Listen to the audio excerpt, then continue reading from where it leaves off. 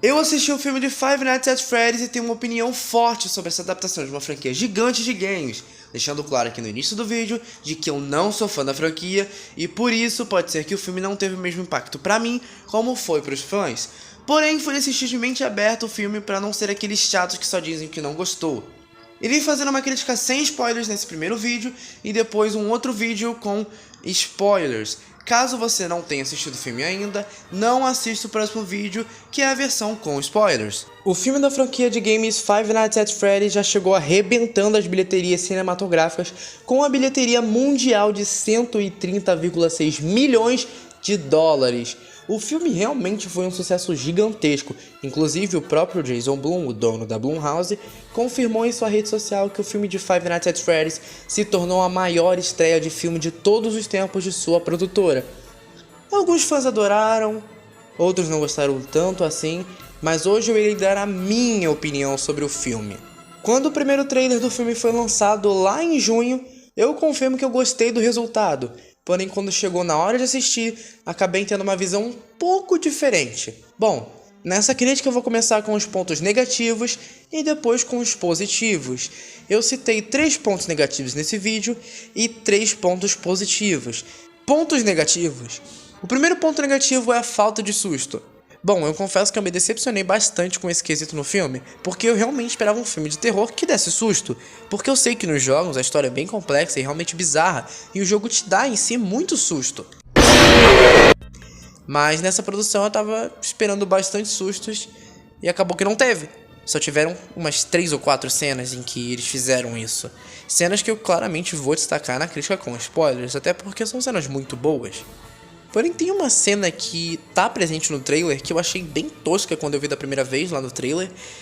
Mas eu olhei e falei, tá, não vou julgar agora, vou dar tempo ao tempo, vamos ver se eles vão consertar. E acabou que no filme meio que, né, não ficou tão ruim assim, mas continuou parecendo aquelas dentaduras de brinquedo. No início do filme tem uma cena realmente muito boa de terror que eu realmente me senti agoniado assistindo. Mas quando ia acontecer o ápice da cena, a cena corta. Corte rápido, faca. É Tramontina. E isso é extremamente broxante em um filme de terror, porque você coloca bastante expectativa numa cena que pode ser boa de terror, e eles vão lá e cortam. A classificação indicativa já tinha entregado bastante do nível de terror, mas eu ignorei e fui lá assistir esperando o terror forte mesmo assim. Mas infelizmente a classificação estava certa. E por esse motivo também eu decidi não olhar a crítica no Rotten Tomatoes, pra não me sentir influenciado pela nota. Porque a nota tá atualmente com 28% da crítica e 89% do público. E é algo que dá pra facilmente entender dos dois lados. Segundo ponto negativo, o roteiro. Eu senti que o roteiro ficou bem perdido lá pra metade do filme, vendo que eles estavam tentando explicar um monte de coisas com cenas bem chatas, simplesmente por serem repetitivas e previsíveis na maioria dos casos, sendo que dava pra literalmente explicar em uma cena, e que se fosse pra demorar tanto pra explicar, que se fizessem só um ato pra isso, ficaria muito melhor. Um filme que dava pra facilmente ser um terror de 3 horas foi só mais um filme comum, entre aspas, em 2 horas.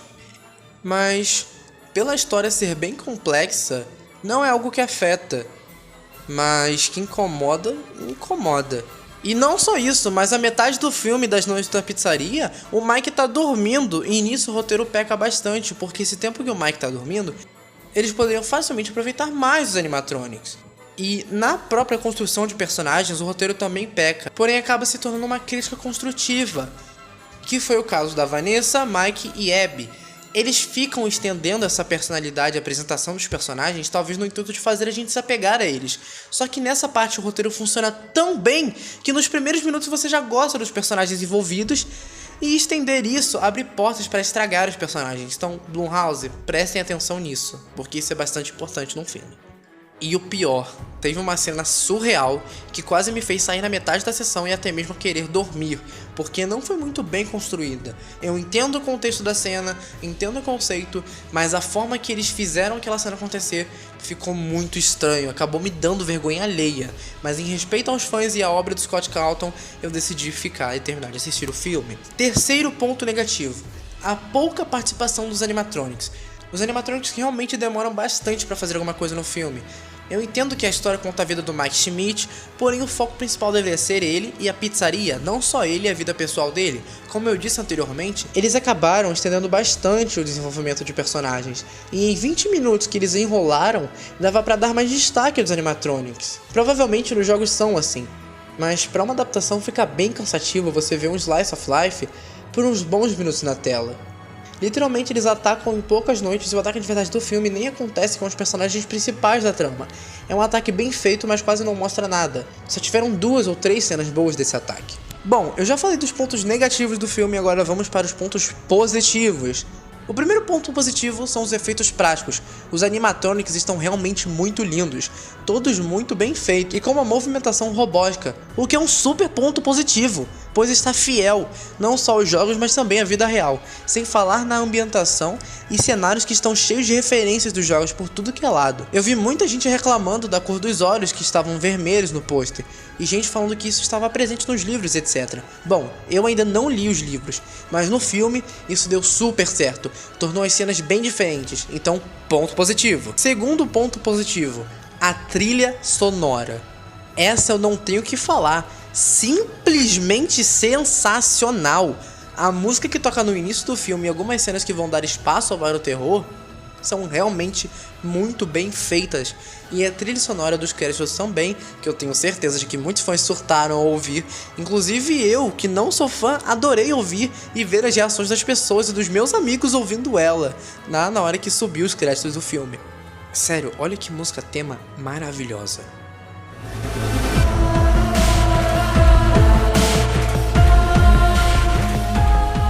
E o terceiro e último ponto positivo, a atuação e o elenco. O que o Matthew Lillard, o Josh Hutcherson, Elizabeth Lail, Piper Rubio e Grant Philly fizeram naquele set é pra ser marcado na história.